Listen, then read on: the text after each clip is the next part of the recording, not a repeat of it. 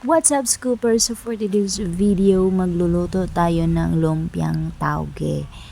No? Ang sarap ng lumpiang tauge, lalo na't sa sausawan. So eto na nga yung ingredients natin: toge, at saka onions and konting ground pork. Tapos need din natin ng oyster sauce and nor cube para buong buo ang lasa. Tapos kainting sugar, asin, at saka bitsin. So ayan lang siya. Magpainit lang tayo sa kawali ng oil.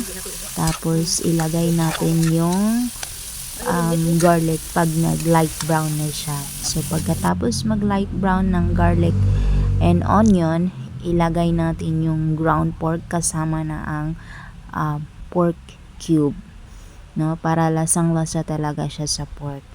Ayan, tapos lagyan natin siya ng konting oyster sauce. So yung ginamit namin is Kikkoman. So any oyster sauce will do. Tapos binudburan din namin ng konting asin and konting ground black pepper and also konting patis. So ayan, tapos igisa-gisa natin siya until na siya light brown. So gisa-gisahin lang muna natin siya as of this moment. Yung gulay, by the way, na togi is lang, yung binili namin, mga half kilo, 2 baso ata yun kasi nakabaso siya. Tapos yung carrots, pwede na siya isang buong carrots kasi i-slice siya into thin slice, yung naka-stick. Tapos nagbili din kami ng singkamas kasi masarap ang singkamas sa lumpiang togi, no. I-slice din siya into thin slice. Madali lang po siya itong lutuin. Kasi ang lumpiang togi, which is bean sprout, madali lang siyang parang konting steam lang, maluluto na siya agad. Same sa sa carrots and singkamas, mga 1 to 3 minutes pwede na. So until mag-render na ng oil ang yung ginisa natin na giniling. So pwede na yun. Yan, hinahalo-halo namin para talaga lutong-luto at saka malinaw.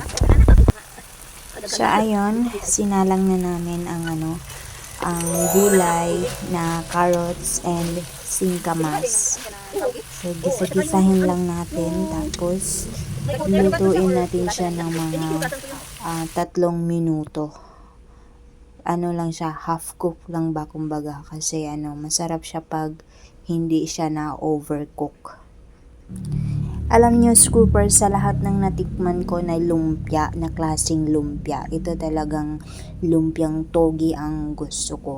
Kasi crunchy siyang kainin yung togi, at saka siya, medyo sweet. Talagang kakaiba yung lasa niya. Ewan ko lang kung sa togi ba talaga or sa pagtitimpla.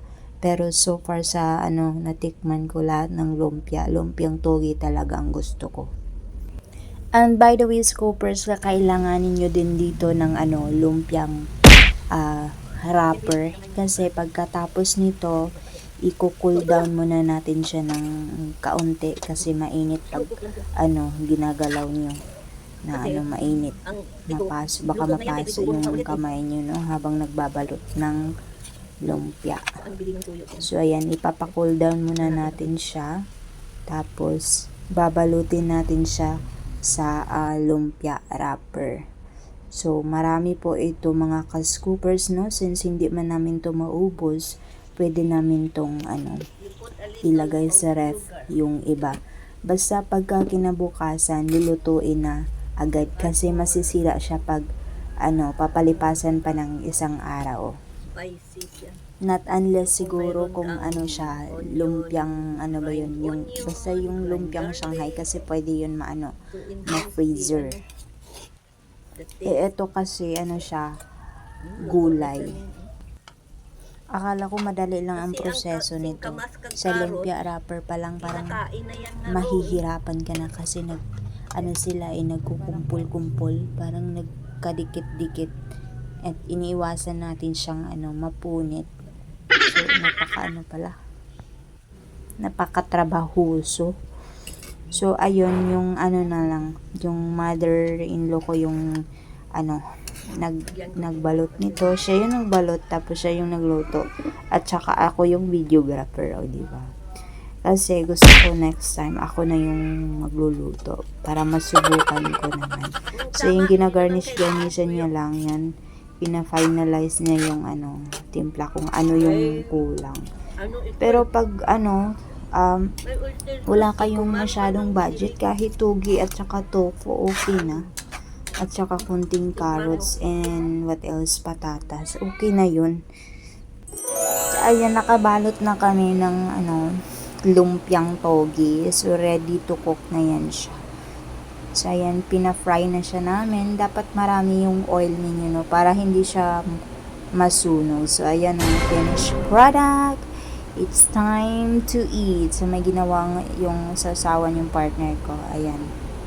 Ang sarap. Apaka-crunchy niyan. Sarap i-partner sa kanin. Thanks for watching. Follow for more.